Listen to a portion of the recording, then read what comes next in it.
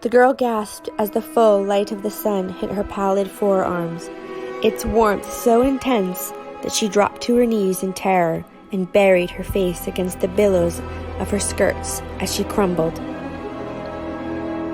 Grumpy Iman, dislodged in the tussle, had swooped up into the leafy boughs of a nearby rowan tree, cooing down at her in dissatisfaction for the interruption of his daytime slumber. The wind rushed up over the cliff face below and galed her hair into a dervish, eliciting an unrestrained laugh as she grasped to control her spinning locks. The heady scent of sea air and wild blooms rushed through her, filling up the blackness left in fierce wake, and she couldn't help but lose herself in the whipping wind and the smell of nature unchained. Around her the world was aflutter, and she could not but flutter with it. She pitched forward onto her elbows and began to roll around the swirling heather, giggling as she had never done in her life. Her confinement to the forest since her birth had not made her a morose child, but the elation she felt from the unbridled sea and sky eclipsed every known joy of her young heart.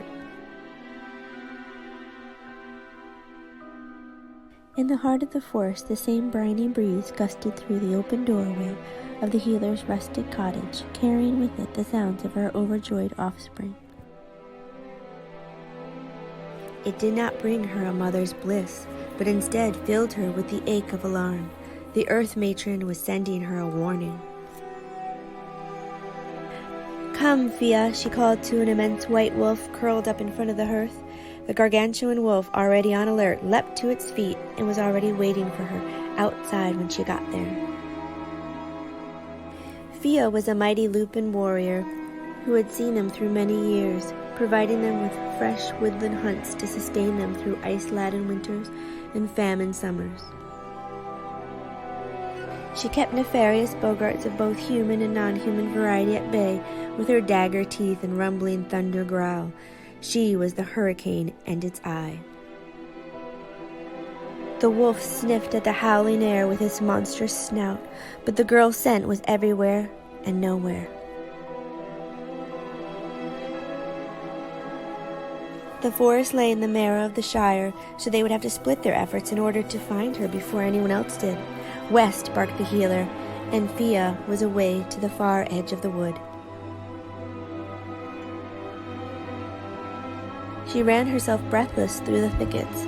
As the clearing of the meadow came near, horses' hooves boomed, and an angry voice rose above the squall. The healer knew she was too late. She arrived at the forest edge just as her daughter fell, the thwack of bone on bone, a dull spectre hanging in the air, her child's anguished cry slashing through the healer's bosom. Feet and heart racing, there was no thought in her mind but scooping up her baby, cradling her close, shielding her from further harm. But the rage rose when she saw her face. A chasm dredged from socket to lip. The bone beneath was shattered, anguish and shame haunting her blue eyes.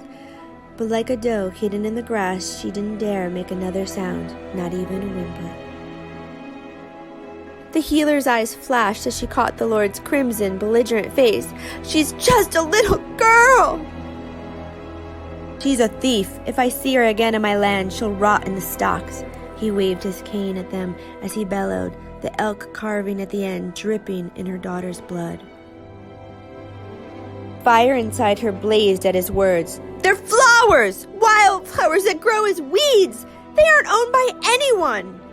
She caught sight of her daughter's mutilated face and could not bear seeing it adorning the blood-matted hair. She slipped the crown from the girl's head, shaking it to pieces as she erupted.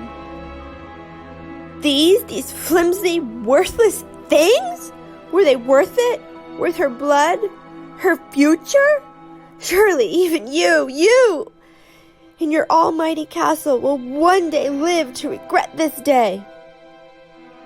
The Lord galloped over to where the medicine woman stood firm, unflinching in the face of oppressive fear rapiding through her heart. She clutched her child closer, and like a cornered cat, willed herself bigger. She would not betray the panic in her throat. She would not give him the satisfaction. Leaning toward her, his foul, putrid breath accosting her senses, the gravity of absolute power threatening in his cruel, barbarous eyes. He pulled a rope from his saddlebag, already configured in a noose, wringing it between his hands in uncontrollable anger.